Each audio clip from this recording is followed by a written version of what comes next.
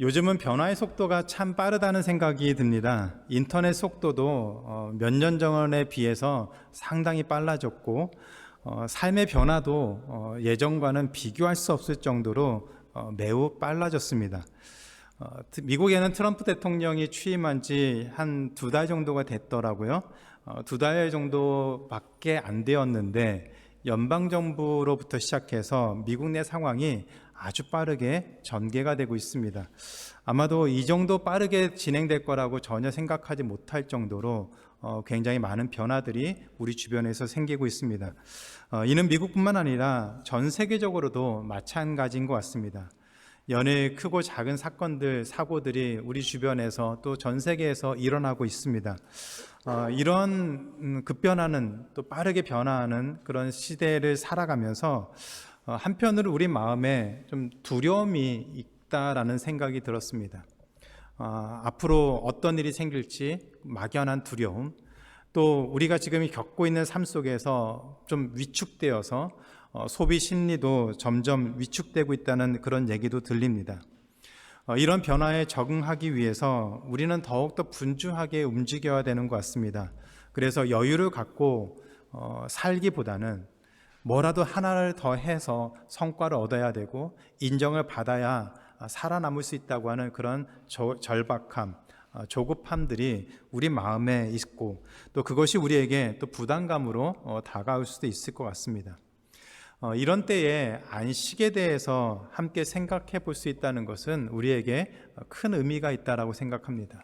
매일매일 바쁘게 분주하게 뭔가를 해야만 마음의 평안을 갖고 사는 우리의 삶 속에 안식을, 하나님이 주시는 그 안식에 대해서 다시 생각하면서 우리는 어떤 삶을 살 것인가 함께 고민해 보는 시간은 우리에게 큰 의미가 있다라고 생각합니다. 성경에서 안식일을 이렇게 얘기를 합니다. 6일 동안 하던 일을 멈추는 날, 그리고 쉼을 얻는 날, 그날이 안식일이라고 합니다. 6일 동안 먹고 사는 문제로 인해서 경제적인 것을 위해서 계속 열심히 수고하다가 7째 날은 그것을 멈추고 그 안에서 쉼을 얻는 날이 안식일입니다. 그래서 하나님은 안식일을 다른 6일과 구별하여서 쉬고 또 하나님과 교제하는 날로 보내라고 말씀을 하셨습니다. 그런데 지난주에 살펴본 것처럼 기독교는, 교회는 더 이상 구약 성경에서 얘기하는 금요일 해지는 시간부터 토요일 해지는 시간까지 그 24시간을 안식일로 지키지 않습니다. 이에 대해서 어떤 사람들은 교회가 안식일을 지키지 않는 것이 문제라고 하면서 그런 교회의 모습을 비판하기도 하지요. 그러나 이러한 주장은 안식일이 갖고 있는 본질적인 의미, 참된 의미를 알지 못하기 때문에 나오는 잘못된 비판입니다. 따라서 오늘 말씀을 통해서 우리가 안식일을 어떻게 이해를 해야 되는지, 안식일의 본질적인 의미를 찾아보고 우리가 지키는 그 일주일 중에서 주일을 구별하여 지키는 이 주일에 우리가 무엇을 해야 되는지, 그 주일이 왜 중요한지 같이 한번 2가지 포인트를 살펴보도록 하겠습니다. 첫째는 주일은 안식일을 완성했습니다. 주일은 안식일을 완성한 날입니다. 하나님이 만드신 안식일은 6일 동안 하던 일을 멈추고 쉬는 날, 그 7째 날이 안식일입니다. 그런데 38년 동안 걷지 못하던 그런 병자를 고쳐주신 예수님은 하나님이 안식일에도 쉬지 않고 일을 하신다라고 말씀하셨습니다. 요한복음 5장 16절부터 17절인데 우리 같이 한번 읽겠습니다. 그러므로 안식일에 이러한 일을 행하신다 하여 유대인들이 예수를 핍박하게 된지라. 예수께서 저희에게 이르시되 내 아버지께서 이제까지 일하시니 나도 일한다 하시매. 하나님이 창조하실 때를 살펴보면, 요일별로 살펴보면 처음 6일 동안은 각각의 요일마다 창조하시고 만드시는 그런 일들을 하셨습니다. 그리고 7째 날에는 그 창조하던 일을 멈추셨습니다. 하지만 예수님은 하나님이 안식일날 이 창조하는 행위를 멈추셨지만 이 세상을 다스리시고 구원을 완성하기 위해서 지금까지 일하고 계신다라고 말씀하고 있습니다. 잘 이해하셔야 됩니다. 6일 동안 창조하던 행위를 멈추고 안식일에 쉬셨다고 하셨는데 예수님은 그것이 쉰 것이 아니라 창조 행위를 멈춘 것이고 그리고 우리의 구원을 위해서 하나님의 섭리를 통해서 우리를 구원하시는 그 모든 것을 위해서 지금도 일하신다라고 말씀하고 있습니다. 따라서 하나님에게 안식일의 개념은 아무것도 하지 않고 그냥 쉬는 것이 아니라 지금까지도 우리의 구원을 완성하기 위해서, 우리의 구원을 이루기 위해서 일하시는 날이 안식일이었습니다. 그렇기 때문에 예수님도 하나님이 안식일 날에 우리의 구원을 위해서 일하셨던 것처럼 죄의 속박에서 자유케 하기 위해서 안식일에 사람을 살리는 일을 하시고 있다라고 말씀하셨습니다. 그리고 안식일 전날 십자가에서 죽으시고 안식 후 첫날 주일날에 부활하셔서 우리의 구원을 완성하셨습니다. 이 모든 것이 안식일을 중심으로 해서 예수님이 이 땅에 오시고 구원을 이루시는 모든 사건들을 보여주고 있습니다. 이로 인해서 안식일의 개념이 바뀌었습니다. 예수님이 행하신 이 놀라운 일, 또 하나님이 안식일날 우리의 구원을 위해서 일하시는 그것으로 인해서 안식일의 개념이 바뀌었습니다. 예수님으로 인해서 안식일은 단순히 쉬는 날이 아니라 하나님이 구원을 완성하시는 날이 되었습니다. 그리고 예수님의 부활로 인해서 우리의 구원이 완성되었기 때문에 안식 후 첫날인 주일에 우리가 모여서 예배드리는 이 날이 더욱 중요한 의미를 갖게 되었습니다. 따라서 우리가 주일날이라고 구별해서 드리는 이 날이 단순하게 휴식하는 날이 아닙니다. 십자가에서 죽으시고 부활하신 예수 그리스도로 말미암아 우리에게 허락된 영원한 안식, 예수님의 죽으심과 부활로 말미암아 우리에게 허락된 영원한 안식을 소망하면서 우리에게 주어진 이 주의 날을 지키고 그 날을 바라보면서 사는 날로 안식일이 바뀌었습니다. 그래서 주일을 우리가 생각할 때는 시작하는 날, 이제 새로운 것이 시작하는 날로서의 의미가 있습니다.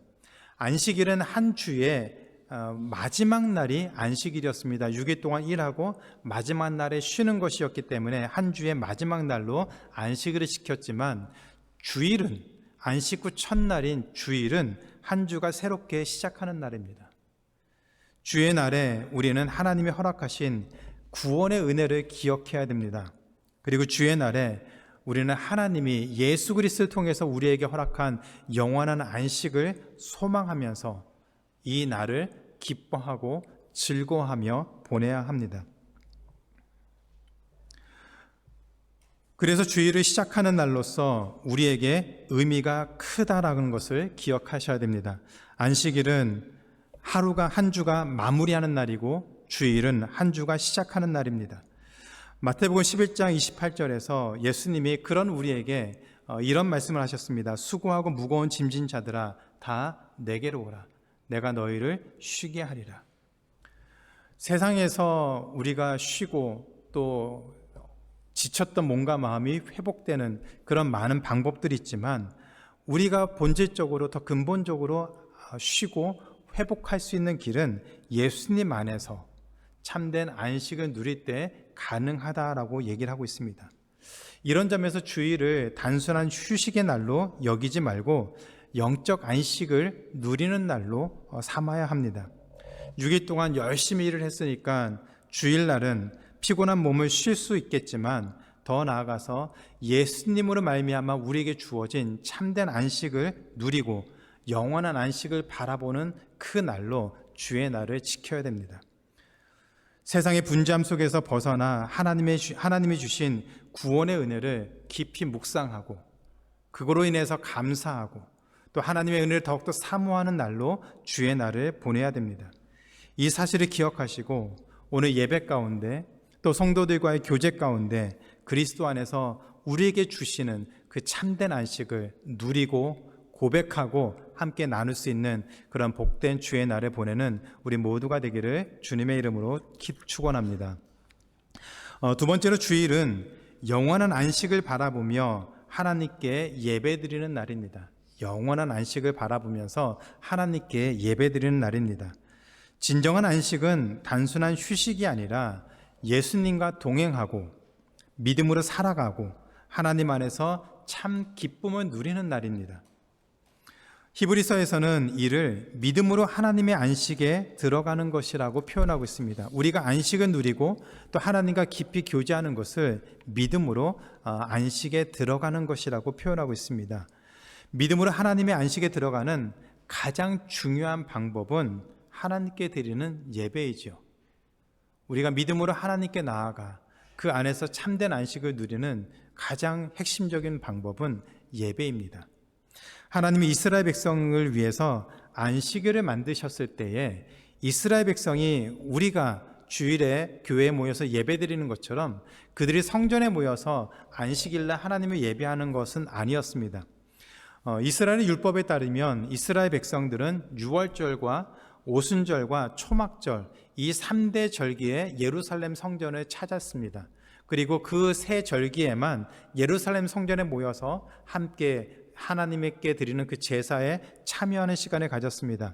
따라서 안식일에는 자신의 처소에서 머물면서 일을 쉬고 개인적으로 하나님께 나아가 하나님을 찾으며 기도하며 하나님의 은혜를 구하는 시간을 가졌습니다. 이렇게 이스라엘 백성이 각자의 처소에서 쉬고 안식일을 지키는 그런 전통을 유지하다가 BC 586년에 남유다가 바벨론에 의해서 완전히 멸망을 당합니다. 그리고 이 유대인들이 바벨론에 포로로 끌려갔습니다. 포로로 끌려온 유대인들이 그 바벨론 땅에서 하나님을 찾고 하나님을 예배하고 또 하나님 안에서 교제하는 방법으로 만들어낸 것이 회당이었습니다. 처음부터 회당에 모여서 예배하고 교제한 것이 아니라 포로로 끌려가고 나라는 망하고 포로로 끌려간 그 처참한 상황에서 그들은 회당을 만들어서 그곳에 모여서 함께 말씀을 나누고 함께 교제하는 시간을 가졌습니다. 그래서 가까운 안식일에 모이기 위해서 가까운 곳에 회당을 짓기 위해서 10명만 있어도 회당을 만들 수 있는 그런 제도를 만들었습니다. 그래서 안식일이 되면 자기가 있는 곳에서 가장 가까운 회당으로 나아가 함께 모이고 교제하고 말씀을 나누고 말씀을 배우고 하나님이 주시는 그 은혜를 그들이 이 회당에서 누리는 것이 예수님의 시대까지 계속된 안식일의 전통이었습니다. 그래서 예수님 때에는 유대인들이 회당에 모여서 말씀을 나누고 서로 교제하고 말씀을 배우는 그런 시간을 가졌습니다. 그런데 초대교회는 안식일 대신 예수님이 부활하신 안식 후 첫날 곧 우리가 지키는 주일날 모여서 예배를 드리고 성도의 교제를 나누기 시작했습니다. 그래서 우리 역시 주일에 모여서 예배를 드리고 성도의 교제를 나누고 지금까지 또 앞으로도 그런 모습으로 주일에 모여 예배 드리는 그런 삶을 살고 있습니다. 따라서 주일이라고 하는 것은 영원한 안식을 바라보면서 하나님의 자녀들이 하나님께 예배 드리는 날입니다. 안식일이 6일을 구별하고 6일과 구별된 날로서 쉬는 날로 하나님이 만드셨던 것처럼 주일은 하나님이 다른 6일과 구별되어서 하나님께 나아가 예배하고 하나님이 주시는 그 은혜를 누리고 성도의 교제를 나누고 그 안에서 우리에게 주어진 영원한 안식을 함께 소망하고 함께 고백하고 나누는 그 날이 바로 주일이고 그 날에 우리는 하나님께 예배를 드리고 있습니다. 그렇다면 주일 예배를 통해서 어떻게 영원한 안식을 바라보고 소망하고 예수님이 우리에게 주시는 그 참된 안식을 누리면서 살 수 있을까요? 하나님이 주신 구원의 은혜를 깊이 묵상하면서 예배하기 위해서 4가지를 같이 한번 나누겠습니다. 첫째는 경건한 마음으로 예배를 준비해야 됩니다. 주일날 우리가 드리는 이 예배를 경건한 마음으로 준비해야 됩니다. 주일 예배는 형식을 갖춰서 하나님을 만나는 시간입니다. 안식일에는, 구약시대의 안식일에는 형식이 없었습니다. 그냥 쉬면서 자기 집에서 쉬면서 하나님을 찾고 기도하는 그런 식으로 보냈습니다. 그러나 지금은 형식을 갖춰서 하나님을 만나는 시간으로 우리가 지키고 있습니다. 다만 성경에 예배의 형식은 이것이다라고 정해진 것은 없습니다. 회당에 모였을 때에도, 초대교회에서 예배를 드렸을 때에도 공통적으로 말씀을 나누고 교제한 것을 근거로 해서 초대교회 이후로는 같이 말씀을 나누고 떡을 떼고 교제하고 성찬식을 행하는 것으로 주일 예배를 드리고 있습니다. 물론 이스라엘 백성들이 성전에 가서 하나님께 드리는 시편 찬양을 통해서 예배를 드렸던 것처럼, 하나님께 제사를 드렸던 것처럼 우리도 찬양을 통해서 예배를 드리는 그런 시간을 갖고 있습니다. 그 외에 예배의 형식은 교회 공동체의 필요에 따라서 또 신앙의 유익을 위해서 넣을 수 있고 뺄 수도 있습니다. 예를 들면 초대교회 때에 많은 신앙인들이, 많은 그 리더들이 신앙의 전통을 지키고 가르치기 위해서 신경을 많이 썼습니다. 그 신경이라고 하는 것은 우리 신앙의 고백서를 많이 기록을 했습니다. 그 중에 대표적인 것이 사도신경이죠. 이 사도신경은 우리가 갖고 있는 그 신앙의 핵심을 잘 담고 정리한 것입니다. 그래서 지금도 많은 교회에서는 사도신경을 예배 가운데 고백하고 그 신경에 고백된 그 내용을 통해서 우리의 믿음을 매 주일마다 확인하는 그런 시간을 갖고 있습니다. 그래서 사도신경을 고백하는 것은 믿음의 공동체에 큰 유익을 줄 수 있습니다. 또한 한 주간에 우리가 살아오면서 지은 죄와 또 우리의 모습을 돌아보면서 회개하는 시간을 갖는 것 역시 예배를 통해서 우리가 누릴 수 있는 유익입니다.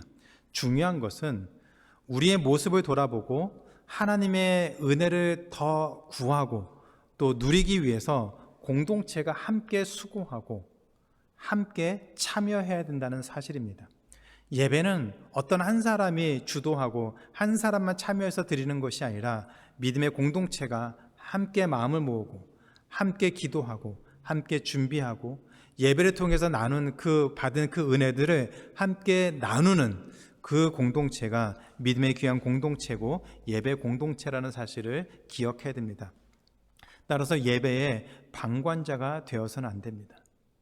예배를 그냥 시청하듯이, 그냥 콘서트 보는 것처럼 앞에서 누군가가 노래하고 누군가가 말씀 전하고 누군가가 기도하면 그냥 거기에 듣는 것으로만 참여하는 것이 아니라 온 마음을 다해서, 우리의 중심을 다해서 예배에 참여하고 예배를 통해서 함께 은혜를 누리기를 소원하는 그 마음으로 예배를 드려야 됩니다. 예배는 의무가 아닙니다. 하나님을 사모하는 마음으로 드리는 우리의 삶입니다. 하나님께 온전한 마음으로 나아가 하나님의 은혜를 구하는 우리의 전적인 삶이 바로 예배입니다.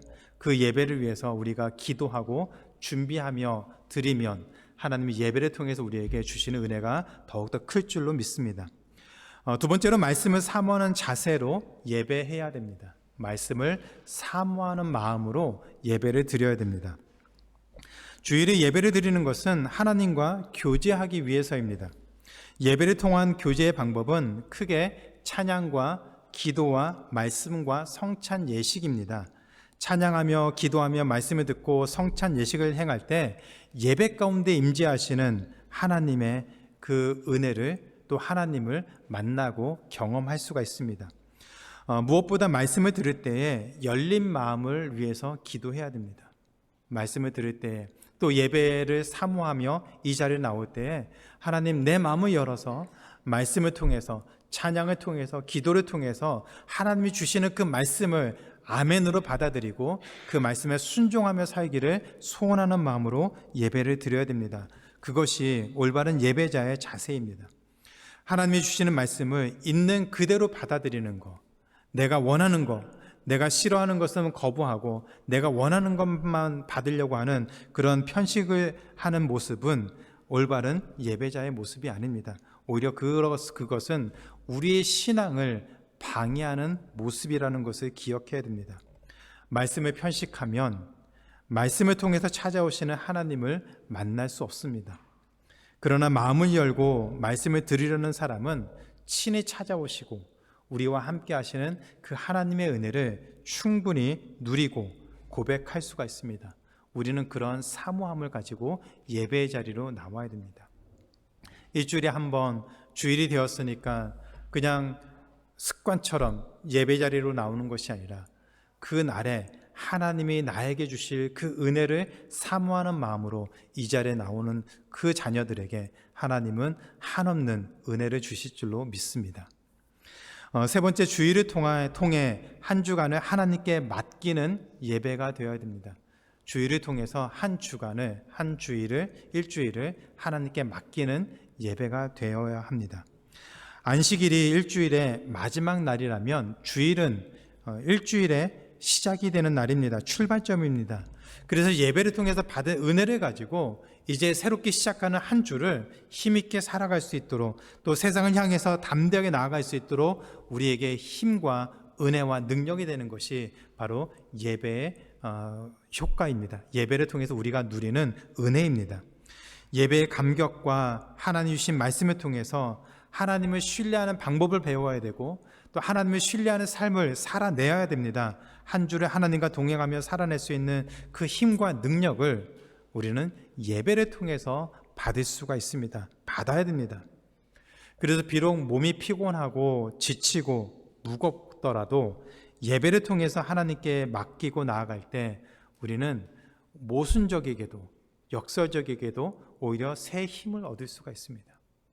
피곤하다고 지쳐서 그냥 쓰러져 있는 것보다 예배를 드렸을 때, 우리 영혼이 새롭게 되었을 때 오히려 우리에게는 새 힘을 얻어서 한 주간을 더 힘있게 살아갈 수 있는 그 은혜를 누릴 수가 있습니다.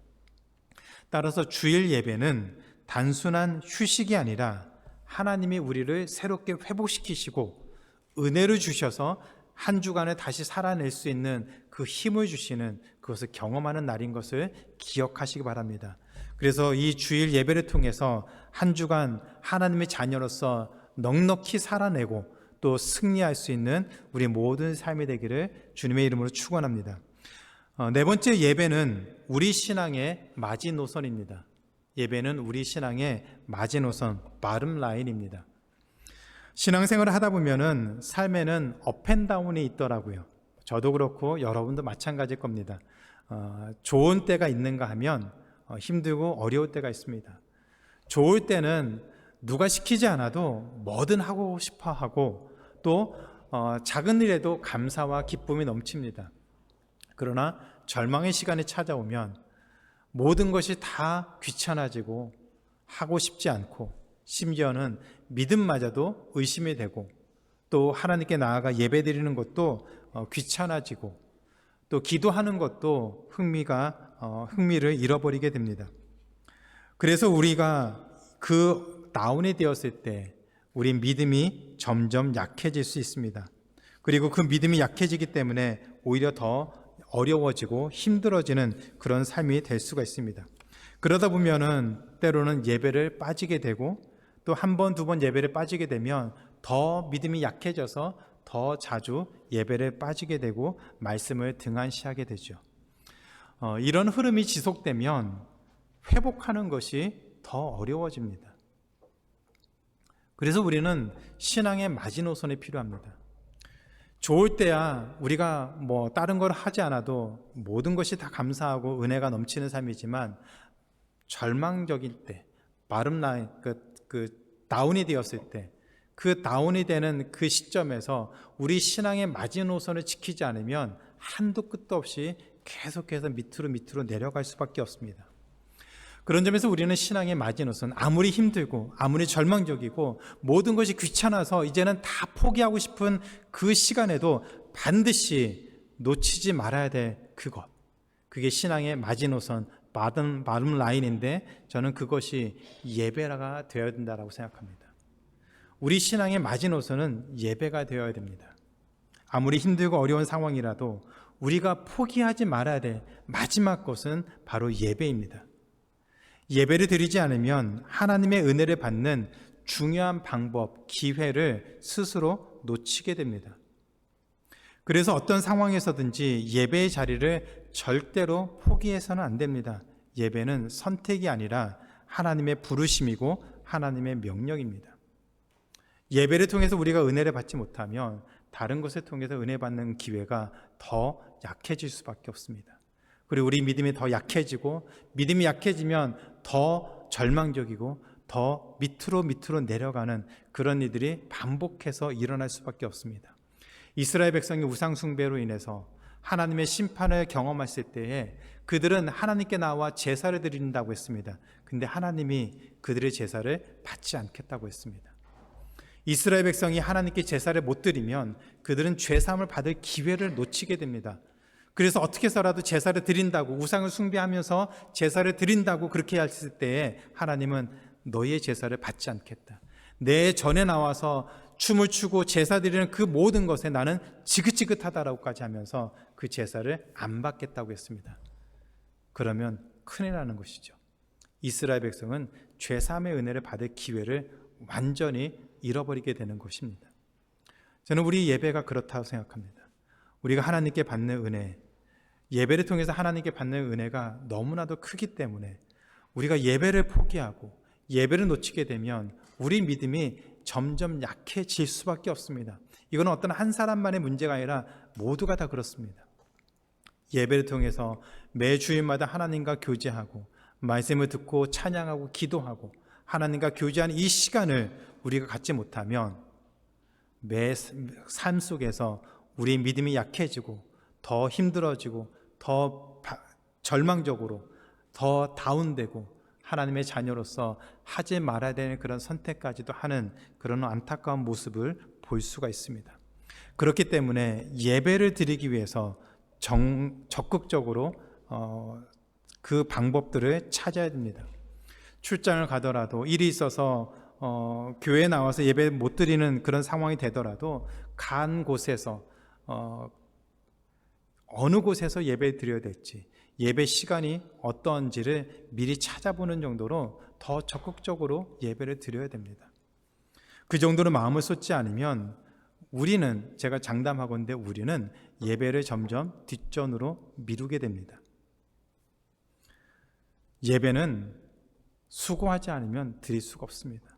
코로나 팬데믹 이후에 많은 사람들이 똑같이 하는 이야기가, 코로나 때 온라인으로 예배 드릴 때는 우리가 그냥 자다 일어나서도 예배 드리고 옷도 안 입고 그냥 어떤 시간적인 제약도 없이 우리가 원하는 시간에 예배 드렸지만, 교회에 나와서 예배 드리는 것은 그만큼 준비와 노력하지 않으면 쉽지 않습니다. 그런데 우리가 그때 코로나 전까지는 그것을 몰라서 그냥 당연히 그렇게 되는 것이라고 생각했다가 한번 편하게 생활하다가 다시 예배 자리에 나오는 것이 어렵다는 것을 그때 많은 사람들이 경험을 했습니다. 그만큼 예배는 힘을 쏟아야 우리가 하나님 앞에 나와 드릴 수가 있습니다. 이 사실을 기억하시고 우리 마음의 중심을 담아서 어떤 상황 가운데서도 우리 신앙의 마지노선, 예배드리는 자리를 포기하지 않는 그런 삶을 여러분이 소원하고 나간다면 하나님이 그 예배를 받으시고 여러분의 삶을, 우리의 삶을 하나님이 기뻐하시는 모습으로 더 풍성한 은혜로 채워주시고 인도해 주실 줄 믿습니다.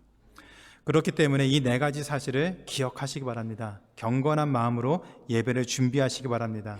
말씀을 사모하는 자세로 예배 드리시기 바랍니다. 주일을 통해서 한 주간을 하나님께 맡기는 예배가 되도록 해야 합니다. 그리고 예배는 우리 신앙의 마지노선입니다. 절대로 포기하지 말아야 되는, 그 예배 자리를 절대로 포기하지 않는 우리 삶이 되기를 기도합니다. 그래서 예배에 실패하지 않고 하나님의 은혜를, 하나님 주시는 그 은혜를 매일 삶 속에서 누리는 우리 모두의 삶이 되기를 주님의 이름으로 축원합니다. 이제 말씀을 맺겠습니다.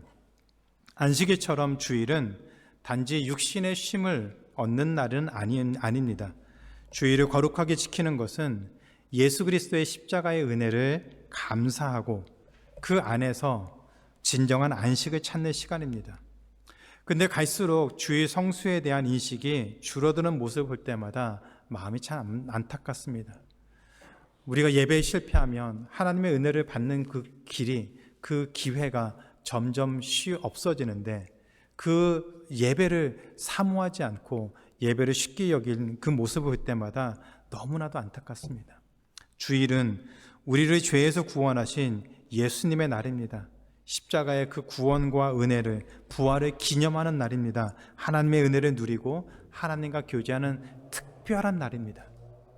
그 날에 우리는 하나님께 나와 예배를 드리고 있습니다. 그러니 이 예배가 우리 인생에, 우리 삶에 얼마나 소중하고 얼마나 큰 의미를 가지고 있고, 예배를 통해서 우리가 누리는 그 은혜가 우리 삶에 얼마나 힘이 되는 것인지를 반드시 기억해야 됩니다.